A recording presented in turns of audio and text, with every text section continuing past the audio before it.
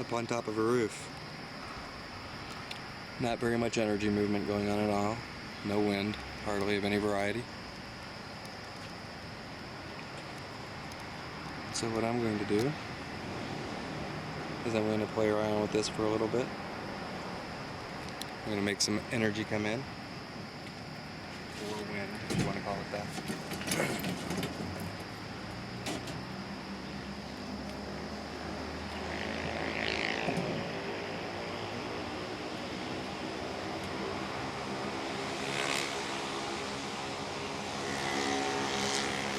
First introducing myself to it.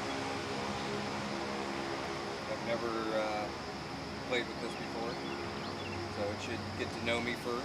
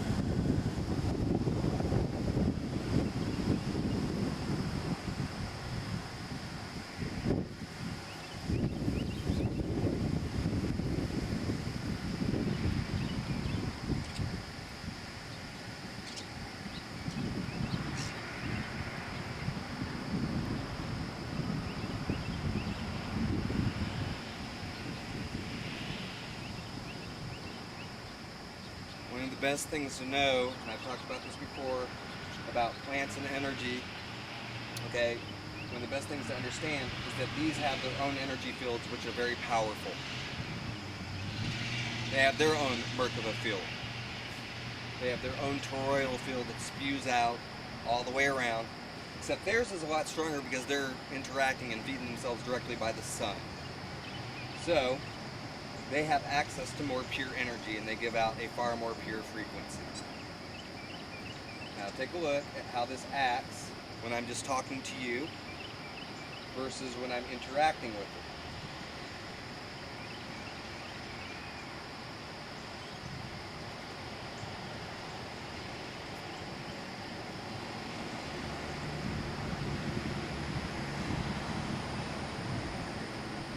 I really like being where I'm at because I'm not going to be bothered by the public at large.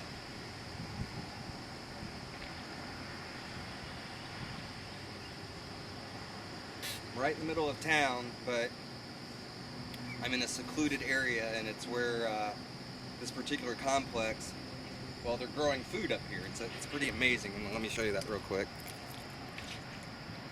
Take a look how this is interacting. Again,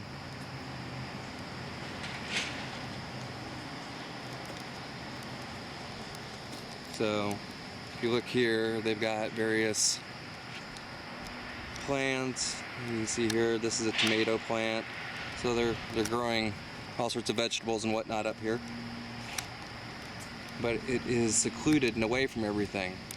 And as you can see, it's a pretty normal day in terms of wind or energy. The energy has to actually be pretty much, I don't know, asked for, requested, or consciously interacted with before it will really work. So, most important thing that you saw there, and maybe I should end it pretty much with this, is the fact that this has its own energetic field. It's a conscious energetic field. Yes, these things do think. I've been fortunate enough before to be connected thoroughly into it where I could hear the frequency, the radio frequency, and it showed me some things. And believe me when I say, given the fact that this is fed by the sun is the intelligence that projects this world. It's the intelligence that projects this place. It's being fed directly by the sun, and then again, like I've said before, it converts our poisonous carbon dioxide into oxygen for us. So, this stuff is super duper intelligent, super duper amazing. Okay? So now that you saw the interaction, the introduction, and how this operated, maybe you can go out and try it for yourself. And again, this is just getting used to its own energy field. Remember that when you're combing like this thing has an energetic field that is spewing out the toroidal field in all directions, 360 degrees. So when I'm sitting there going like this, you can bet that I'm right within its toroidal field, causing it to either react, because it can choose to react or not react. All of this is personal choice by it. It's all choice. I'm not controlling anything. And I think a lot of people need to really get out of the idea that they are in control or that they're somehow overpowering something else. Circumventing something else's will is not cool.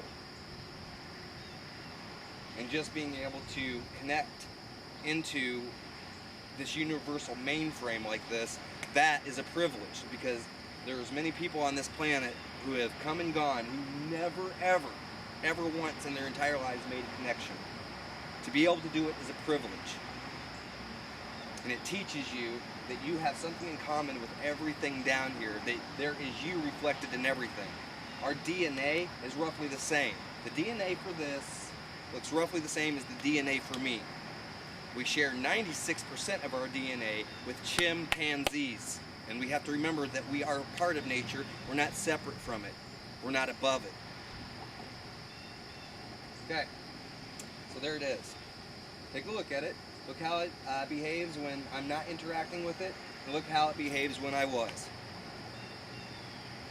So what this is all about is having a connection, a loving connection with nature. This is not about empowering oneself or becoming God or an X-Man. I've talked about this before, and I'm going to say it and reiterate it until people get it through their heads. It is not important how powerful you are. What's important is that you develop a connection, a true universal connection. And then from there, you can develop yourself and get better at all these things. But what eventually happens is, once you get really good at all this stuff, and you understand it for what it is, the idea of power becomes very laughable to you.